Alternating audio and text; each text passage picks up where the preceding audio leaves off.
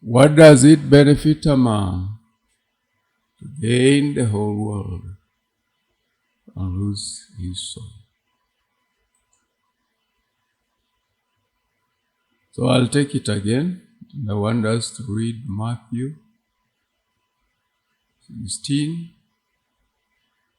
verse 26. And I'm reading from the NIV Bible. And it says, "What good will it be for someone to gain the whole world, yet forfeit their soul? Or what can anyone give in exchange for their soul? What good will it be for anyone to gain the whole world, yet forfeit their soul? Or what can anyone give in exchange for their soul?" So we are speaking of the immense value of the soul. And we are saying that no material wealth or success can compare to the significance of one's soul. We are also speaking of the idea of the soul's eternal nature and the importance of nurturing it in alignment with the spiritual values rather than worldly pursuits. So we find this in Genesis chapter 2, verse 7. "Then the Lord God formed a man from the dust of the ground and breathed into his nostrils the breath of life. And the man became a living being." So the soul that we have is the breath of God. The life that we have is the breath of God. So the creation of the human soul is done by no other than God himself. The life comes from God's breath, and this is the divine spark that gives us our soul and that gives life to the body. So the soul is an integral connection of man to God, his maker.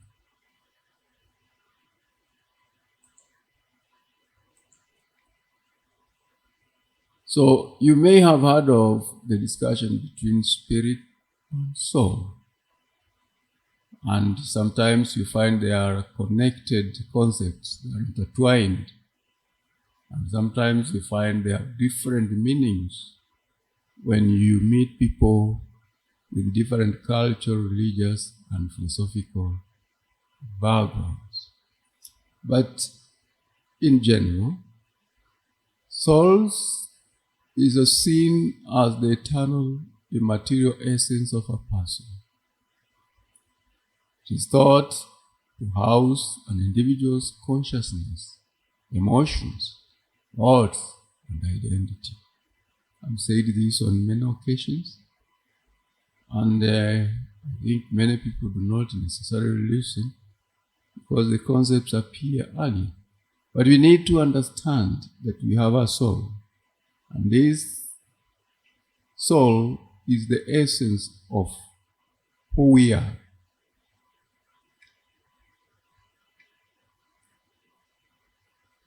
So soul is something that survives after the body dies, after we have done everything that we have done on this earth, and our time to go has come. The only thing that survives out of the life we live is this essence of us that is called the soul. So the soul will survive, it's eternal. And it is seen, we must see it as the seat of the self, and we must think about it as connected to a moral or spiritual qualities.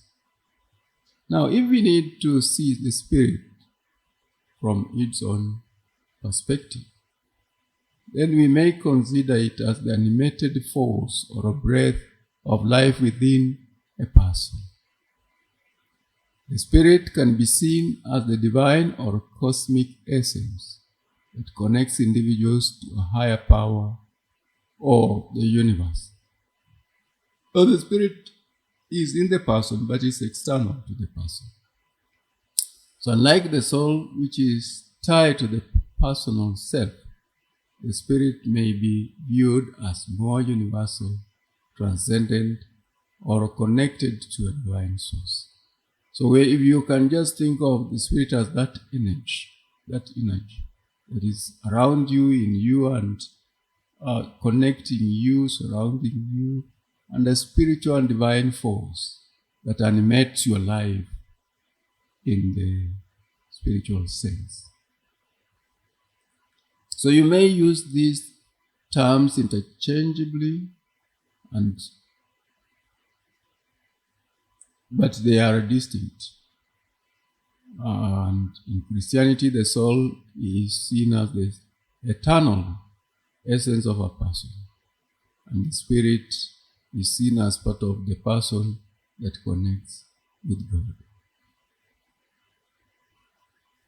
So they sometimes vary significantly, but they are related to questions of life after death, human consciousness, and the nature of existence itself.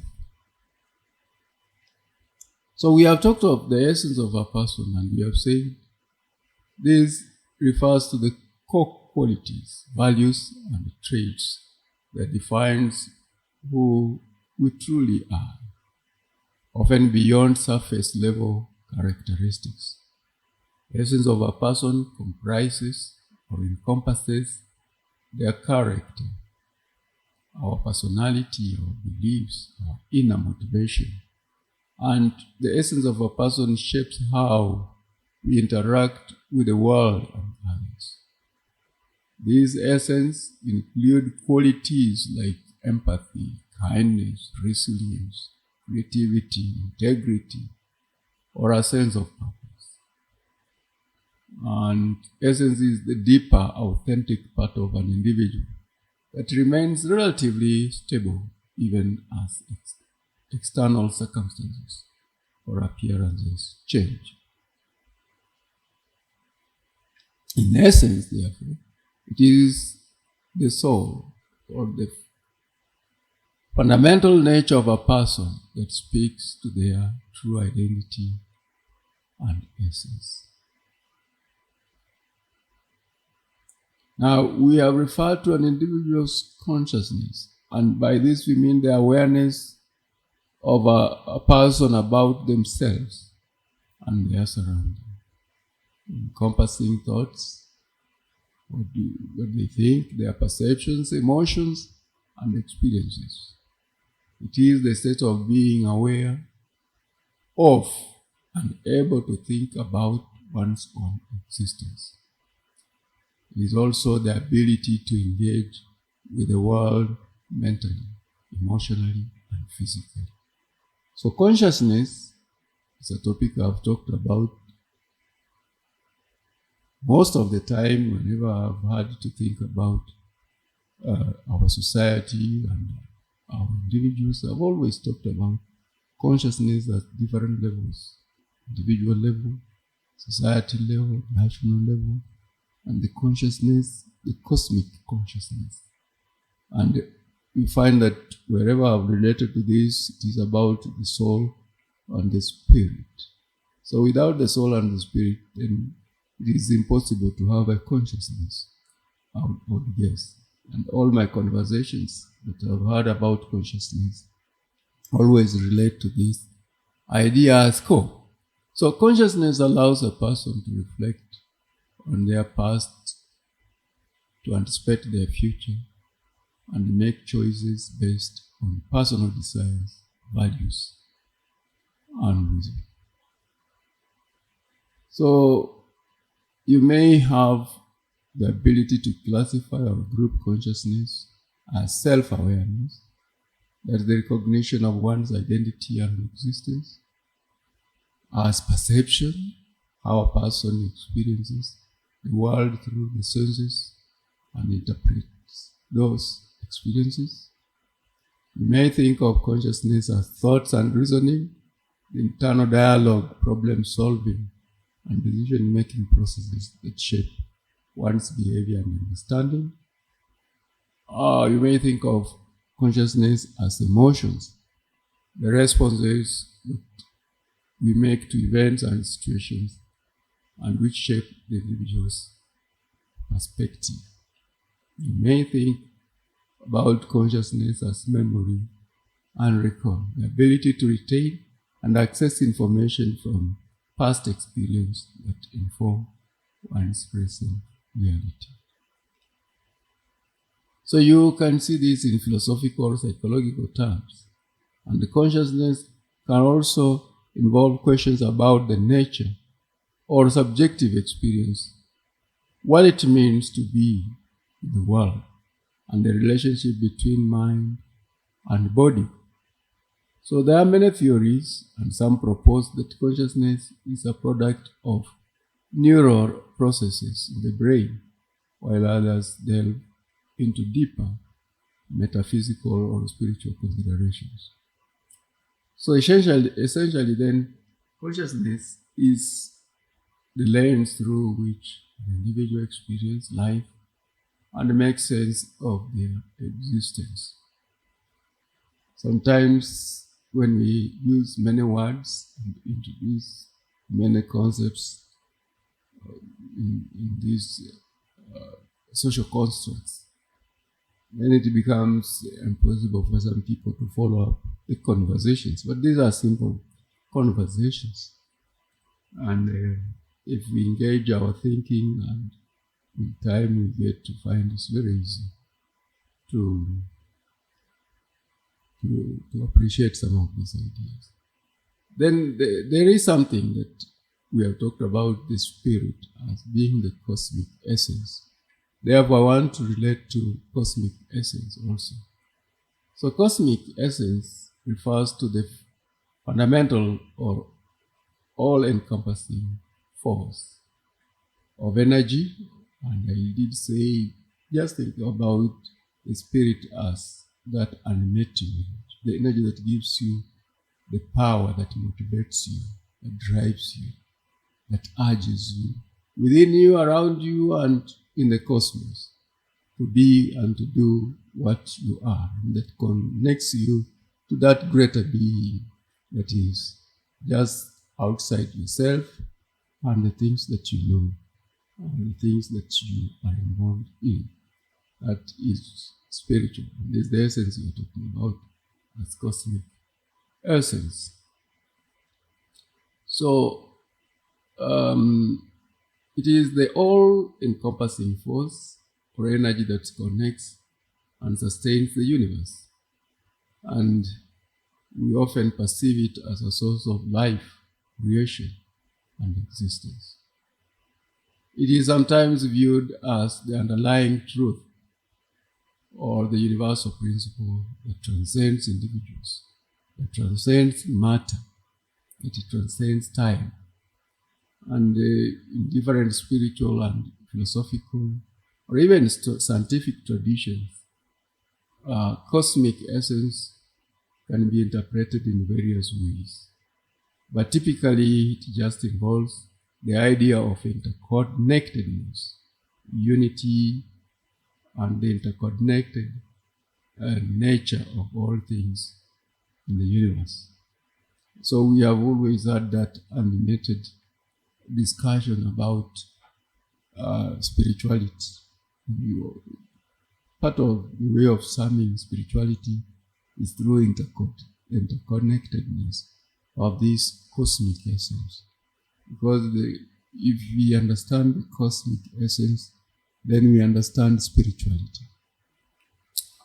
Its wholeness, its interconnectedness, its depth, and the whole realm of what it is. Then we are surely able to explain spirituality in that regard. So let's see a bit, take a bit of time to think about what does cosmic essence represent. So let's give it spiritual or mystical interpretation. So in many spiritual traditions, the cosmic essence is seen as the divine or the universal consciousness that flows through all beings. See, it is that consciousness, universal consciousness, that flows through all beings. And some refer to it as the source or the creator. And it is the origin of life, all life, the divine force from which everything emanates. And it's a kind of pure consciousness or energy that underlies the material universe. You may refer to it, or it may represent the universal energy. As I've said, and some view the cosmic essence as the force as a vital energy that permeates all existence and connects all living beings. Now, we can give it a philosophical view if we want. So from a philosophical standpoint, cosmic essence represents the foundational principle of existence or reality. So let us think about unity. I've talked about wholeness. So the idea that all things in the universe are interconnected. I talked about interconnectedness and are expressions of the same fundamental essence. That is the unity, the wholeness. And then we are talking about eternal truth, the depth of the whole thing. So in some metaphysical systems, the cosmic essence is seen as the unchanging truth or reality that exists beyond the physical world and the human perception. So I've made a few write-ups and shared widely on this subject. If you have come across some of the things that I've written and talked about, inform this kind of conversation. We can give it scientific perspective. So from a scientific standpoint, cosmic essence might be viewed as the underlying physical laws and forces that govern the universe. Some knows about laws of gravity, electromagnetism, quantum fields, and some interpretation of the nature of consciousness in physics and cosmology could touch upon a kind of universal field that influences both matter and thought, such as the field of quantum consciousness or dark matter. And I've made a lot of references to these subjects in my previous conversations. Then we may even refer to this cosmic essence as in symbolic or poetic terms. So in poetic sense, the cosmic essence could symbolize the sense of awe, the one that arises when contemplating the vastness of the universe and the mystery of existence. And it may evoke the idea that the universe itself has a kind of soul or spirit imbued with meaning and purpose. And we may just refer to it as existential existential reflection. And we say that cosmic essence can also be seen as a reflection on humanity's place within the larger cosmos. It may refer to the idea that each individual's essence is an extension of the universal essence, that we are all part of a greater cosmic order, and that life itself is a manifestation of this larger interconnected reality.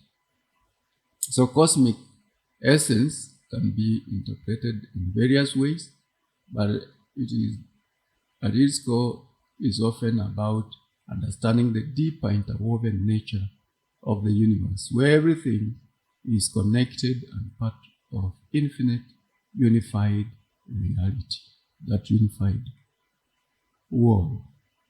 Now, this has been quite an exciting conversation when we talk about the soul and the spirit. And we say in spirituality and in the depth of our understanding of who we are and connecting with others and the universe, we are likely not to succeed much unless we are all imbued with this kind of consciousness that is spiritual and that is born of our own souls. And you may find that even globally, this essence sometimes prevails. You may find the world thinking alike on certain topics and certain issues at a given time in history.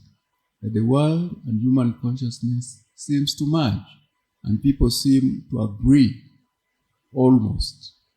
Majority of the people seem to agree on certain issues and certain things as being relevant and necessary. That is part of the cosmic essence. And you may find that sometimes the souls, when you're talking about